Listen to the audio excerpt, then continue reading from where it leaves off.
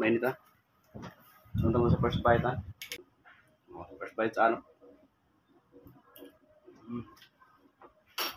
Ano pag kape? Okay. May mga parender guys na tambay sa kwan. Okay. Lunch po dali bagyo. So mainit kami diri. Ako sa tunay. Sa content creator pantayan. Hello mga kabikana sa video.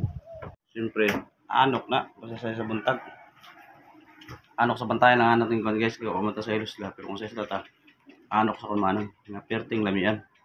Kung kamo katog lutungan, try nyo sa buntag. Lami kayo. So, kape. Siyempre, kaupot si katunay. O, di ba?